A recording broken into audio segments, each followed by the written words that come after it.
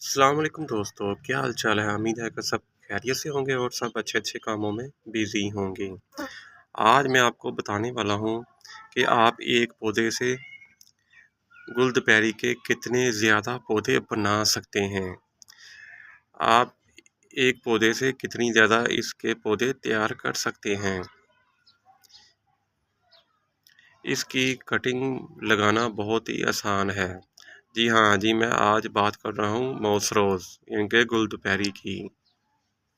और इसको नाइन ओ क्लॉक भी बोलते हैं। वीडियो अच्छी लगे तो लाइक करें और चैनल को सब्सक्राइब भी कर लें ताकि आपको ऑर्गेनिक गार्डनिंग सीखने को मिलती रहे।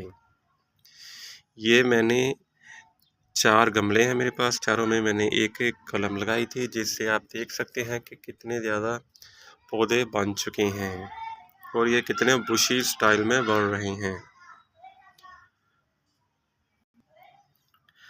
कलमें लगाने के लिए आपने मिट्टी कैसे तैयार करनी है, 50% आपने बाल मिट्टी लेनी है और उसमें आपने 30% कोकोपीस्ट या वर्मिंग कंपोस्ट ऐड कर सकते हैं और 20% आपने इसमें मोटी रेत ऐड करनी है। गुलदबेरी के लिए आपने मिट्टी अच्छी ड्रेनेज वाली तैयार करनी है जिससे पानी नीचे से अच्छी तरह निकल जाए। गुलदपैरी को जड़ें ज़्यादा पानी बर्दाश्त नहीं करती, इसलिए मिट्टी आपने अच्छे से तैयार करनी है। आपने गुलदपैरी की 4 से 5 इंच की कलम लेनी है।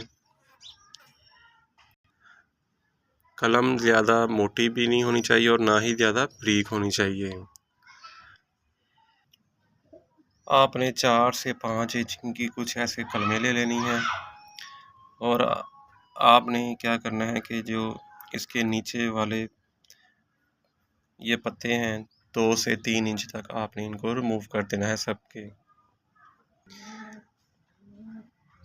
कलम के आपने इस तरह 1.5 से 2 इंच तक आपने इसके पत्ते रिमूव कर देने हैं। फिर आपने इसको आपने 1.5 से 2 इंच तक ही मिट्टी में दबाना है। चलें जी मैं आपको लगाकर दिखाता हूँ। कुछ इस तरह आपने इनकी कलमें ऐसे लगा देनी है। कलमें लगा देने के बाद अब बारी आती है इसमें पानी लगाने की। पानी लगाने के बाद आपने कोशिश करनी है इसे 5 से 7 दिन के लिए किसी छाँवदार जगह पे रखना है ताकि नीचे से इसकी जड़ें निकलना शुरू हो जाए और जैसे ही इसकी जड़ ये अपनी ग्रोथ नहीं शुरू करते तो आपने इसको हल्के से धूप 4 से 5 घंटे की धूप देनी शुरू कर देनी है। फिर आप देखेंगे कि देखते ही देखते कुछ दिनों में आपकी गुलदपैरी कुछ इस तरह बढ़ना शुरू हो जाएगी। अब बारी आती है इसको पानी देने की।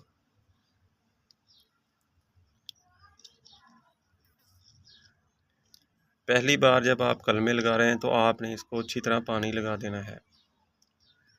आप एक बात का ख्याल रखें कि आपने मिट्टी अच्छी तैयार करनी है, वेल ड्रेन मिट्टी तैयार करनी है।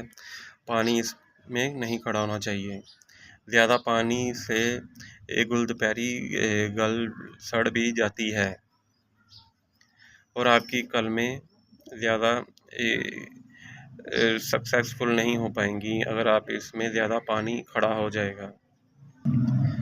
अभी आपने इसमें कोई खाद वगैरह ऐड नहीं करनी। जैसे ही ये अपनी नई ग्रोथ शुरू कर दे तो आप इसमें वर्मिंग कंपोस्ट या डिकम्पोस्ट किए हुए गाय का गोबर डाल सकते हैं।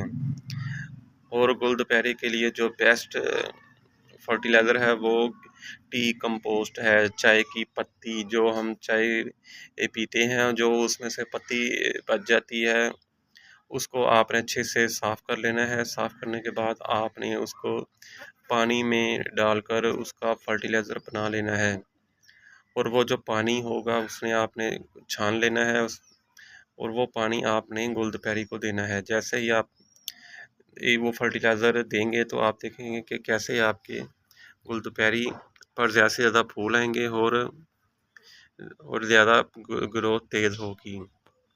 तो वीडियो अच्छी लगे तो लाइक करें और चैनल को सब्सक्राइब कर लें और आप भी जाएं अभी से गुलदपैरी की कलमें लगाएं।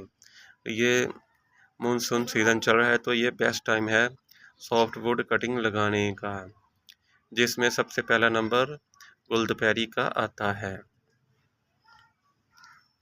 अगर आप भी ऑर्गेनिक गार्डनिंग सीखना चाहते हैं तो गार्डनिंग विद वसीम को सब्सक्राइब कर लें, और वीडियो अच्छी लगे तो लाइक करें और दोस्तों को शेयर भी करें। ओके जी, अपना ख्याल रखिएगा।